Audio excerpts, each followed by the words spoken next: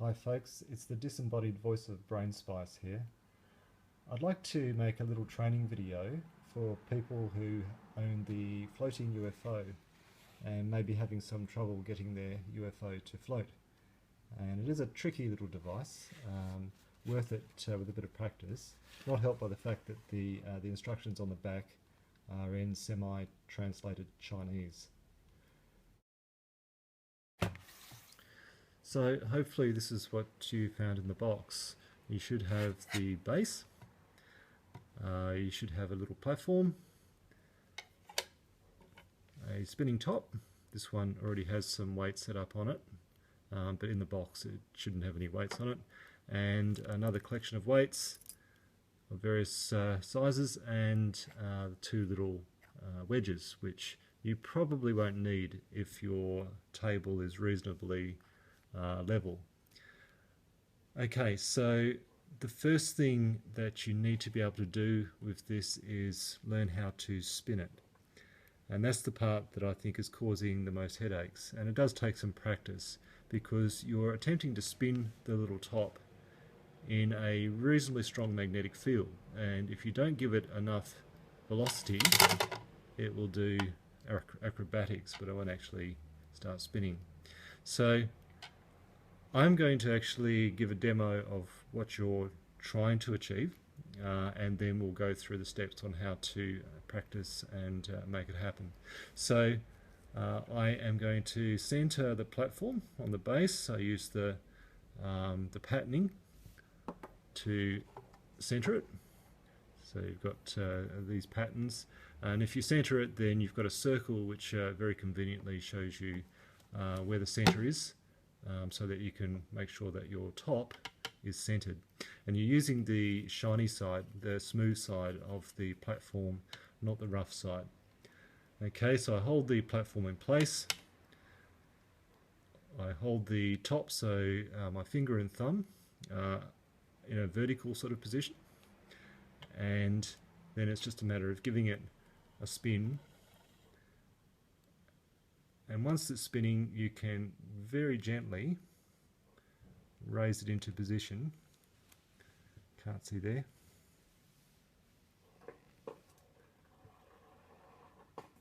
And eventually it should take off all by itself. So a little bit wobbly, but that's basically what you want to achieve. And it'll stay up there for a couple of minutes on a good spin.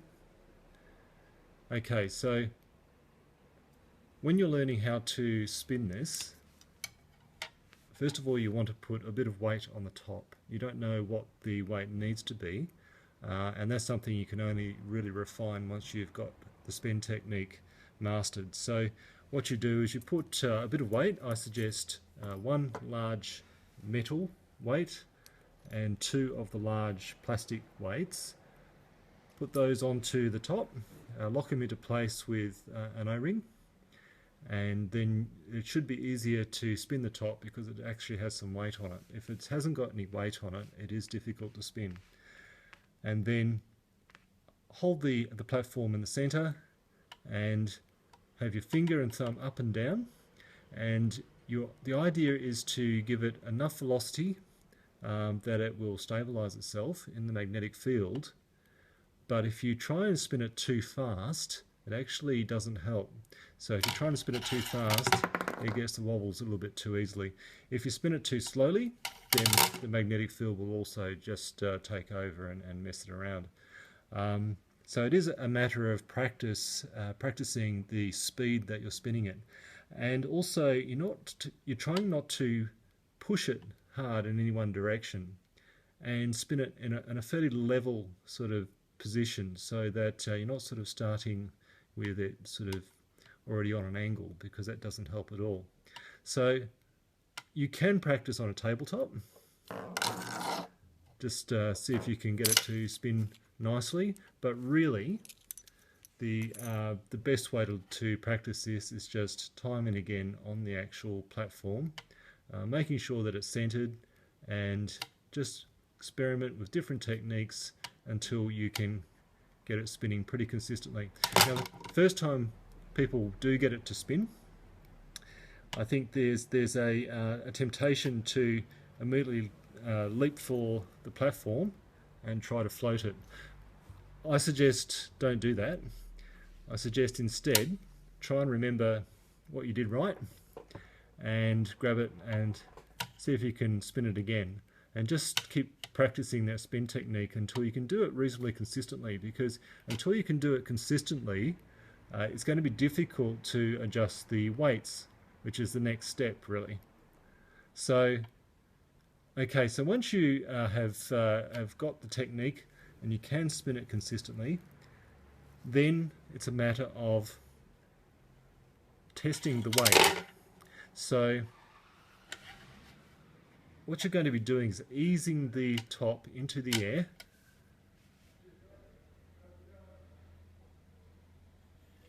and if it gets the wobbles, then bring it down again. So ease it upwards, but if it starts wobbling, take it down again.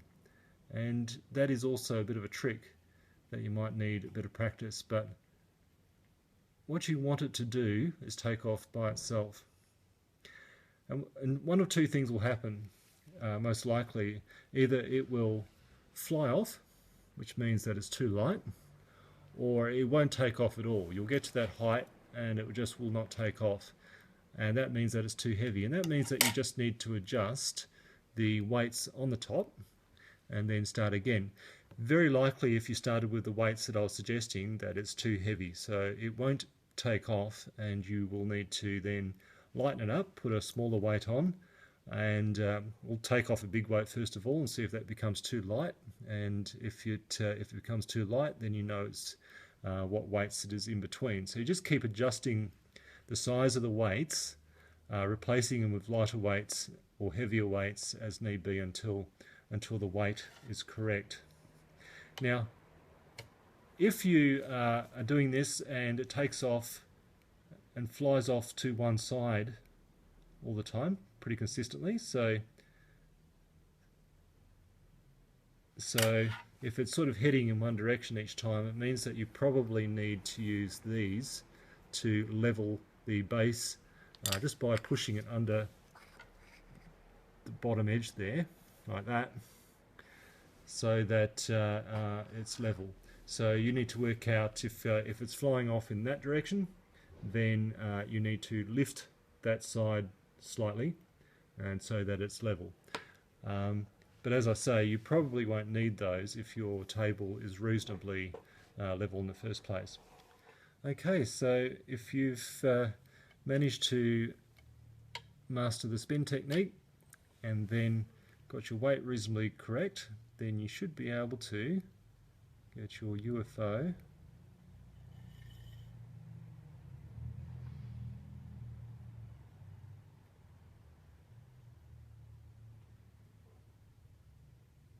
to fly. And when it is floating, I like to just touch the bottom a couple of times just to sort of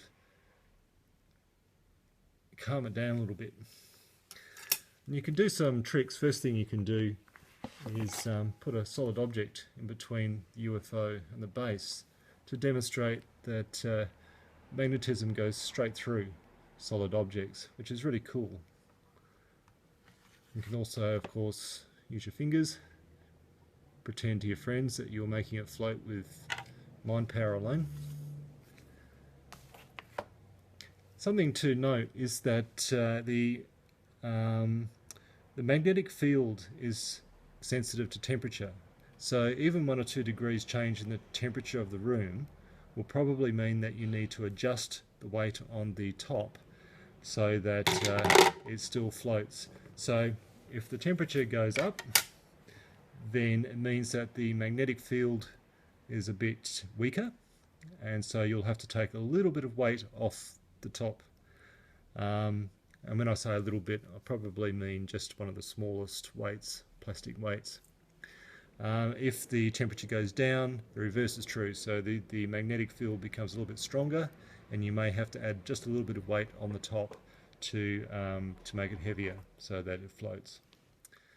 So there you go. That is really all there is to it. If I can get this to float one more time. Maybe not.